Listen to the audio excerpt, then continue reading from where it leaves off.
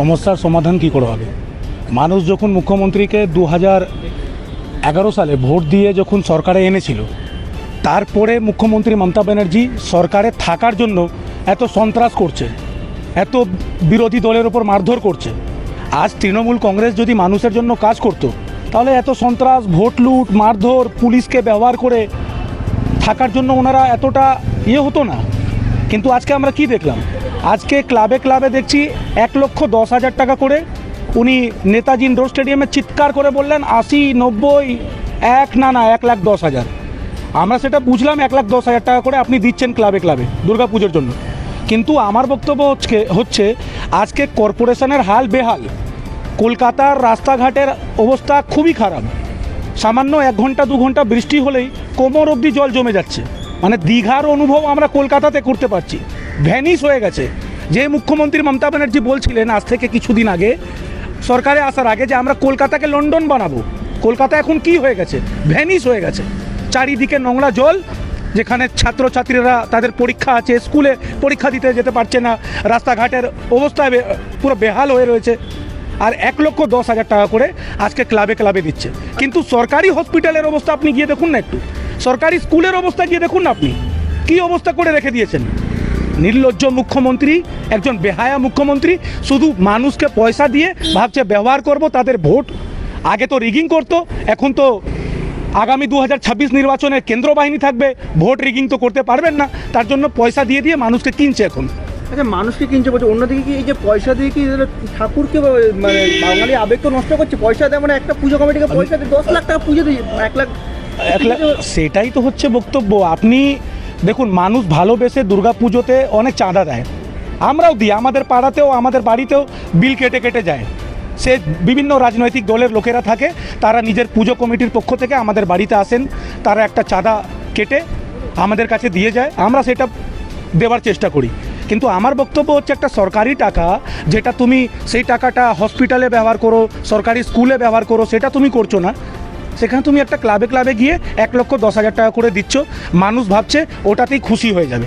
আচ্ছা, একটা জিনিস দেখা যাচ্ছে, যেদিনকে রাজ্য সভাপতি হয় বিজেপি সমীর ভট্টাচার্য, সেইখানে কালীঘাটে যে মায়ের প্রতিচ্ছবি সেখানে রাখা ছিল, সেইটা নিয়ে তৃণমূলের সরকার তরফ থেকে কটাক্ষ সুর দেখা যায় যে মা কালীঘাটের মাকে নিয়ে পরে রাজনীতি করছে। তাহলে আজকে কি তারা দুর্গা প্রতিমাকে নিয়ে রাজনীতি চলছে না? না না, দুর্গা প্রতিমাকে নিয়ে দেখুন, তৃণমূলের এজেন্ডাই হচ্ছে ঈদ আসলে মুসলমানদের ব্যবহার করব, কালী পুজো আসলে হিন্দুদের ব্যবহার করব।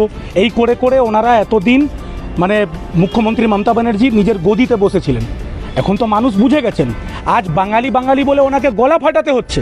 কিন্তু আজ যে বাঙালি বাঙালি নিয়ে আপনি গলা ফাটাচ্ছেন, আজ থেকে 6 মাস আগে, 1 বছর আগে সেই বাঙালিদের কথা আপনি কেন ভাবেননি? আজ আপনি বাঙালি বাঙালি নিয়ে ভোটার তালিকা সংশোধন নিয়ে যখন বিজেপি রাস্তায় নামছে, বিজেপি যখন কথা বলা শুরু করেছে, তখন আপনার আপত্তি হয়ে গেছে। আর আপনি নিজেই যখন সংসদ ভবনে ভুয়ো ভোটারের তালিকা যখন ছুঁড়ে ফেলেছিলেন স্পিকারের মুখে, তখন সেটা ঠিক ছিল। আর এখন বিজেপি যখন এই জিনিসটা নিয়ে লড়াই করছে, আন্দোলন করছে, তখন বিজেপি এখন খারাপ হয়ে গেছে। এই দোগলা রাজনীতি মুখ্যমন্ত্রী মমতা ব্যানার্জির মানুষ বুঝে গেছে। আর মানুষ 2026-এ এই নির্লজ্জ মুখ্যমন্ত্রী মমতা ব্যানার্জিকে বাংলাদেশে ফেলে দেওয়ার জন্য প্রস্তুত আছে। আর একটা শেষ প্রশ্ন বলছি, আপনি যেখানে বলছেন যে বাঙালি যে সেন্টিমেন্টের কথা, সেখানে দাঁড়িয়ে দেখা যায় যে পশ্চিমবঙ্গে যে প্রশাসনিক যে কর্মকর্তা আছে তারা ম্যাক্সিমাম অবাঙালি, তাদেরকে সেখানে বাঙালি নেই কেন? তাহলে মুখ্যমন্ত্রী সরকার না, মুখ্যমন্ত্রী মমতা ব্যানার্জির যে রাজনৈতিক দল তৃণমূল কংগ্রেসেও তো হিন্দু সেল বলে একটা আছে, হিন্দি সেল বলে একটা আছে। তো হিন্দি সেলের ব্যবহার করে হিন্দি ভাষাভাষীর ভোট নেবেন, কিন্তু যারা হিন্দি স্পিকিং বেঙ্গলি, যাদের জন্ম এখানে হয়েছে, তাদের বিরুদ্ধে আপনি কথা বলবেন। তো কী ধরনের দোগলা রাজনীতি হচ্ছে? আপনি বাইরের থেকে বহিরাগত মানুষকে ডেকে এখানে টিকিট দিয়ে দিচ্ছেন, তাদেরকে সাংসদ বানিয়ে দিচ্ছেন। আজকে মুর্শিদাবাদে আমরা কি দেখলাম? ইউসুফ পাঠান হচ্ছেন এখানকার সাংসদ মুর্শিদাবাদের, কিন্তু মুর্শিদাবাদে যখন হিন্দু মুসলিম নিয়ে এত বড় একটা দাঙ্গা হলো, তখন ইউসুফ পাঠানকে খুঁজে পাওয়া যায়নি। আর প্রশ্ন আমাদের উপর তোলা হয় যে বিজেপির কর্মীরা, বিজেপির নেতারা নাকি বহিরাগত। তো এই দোগলা রাজনীতি মুখ্যমন্ত্রী মমতা ব্যানার্জির মানুষ বুঝে গেছে। মানুষ 2026-এ মুখ্যমন্ত্রী মমতা ব্যানার্জির বিরুদ্ধে ভারতীয় জনতা পার্টিকে বিপুল ভোট দিয়ে এখানে বিজেপিকে আনতে চলেছে। তৃণমূলকে বিশ্বাস করছে না, তৃণমূলের সঙ্গে জনতা নেই, জনগণ বিচ্ছিন্ন একটা পার্টি। সবাই জানে সমস্যার সমাধান করতে গিয়ে আরও কিছু সমস্যা আসবে। কোনো বুদ্ধিমান মানুষ তারা কি বেড়াল তাড়াতে গিয়ে ঘরে বাঘ ডেকে আনে? যে সমস্যা আছে তার থেকে 1000 গুণ সমস্যা ঢুকবে। সেই জন্য কেউ আর ওনাদের ব্যাপারে উৎসাহিত নন। প্রতারিত একটা মানুষ কবার হতে পারে? বাংলার মানুষ কবার একসঙ্গে প্রতারিত হবেন বলুন তো? ন্যাড়া বেলতলা একবারই যায়, ইদানিংকালে 2-1বার বিশ্বাস করে মাথায় হেলমেট পরে গিয়েছিল, কিন্তু পরে দেখা গেল সেই হেলমেটও তৃণমূল সাফাই দিয়েছে। কথা বলতে যেটা দেখা যাচ্ছে যে দাদা বিভিন্ন স্কুলের ছাদ ভেঙে পড়ছে, কোথাও দেখা যাচ্ছে ভেলায় করে রুগীকে নিয়ে যাওয়া হচ্ছে, সেইগুলো কি পড়ছে না এই সমস্যাগুলো? এসব আপনাদের চক্রান্ত, আপনাদের এসব জিনিসপত্র বাজে প্রচার।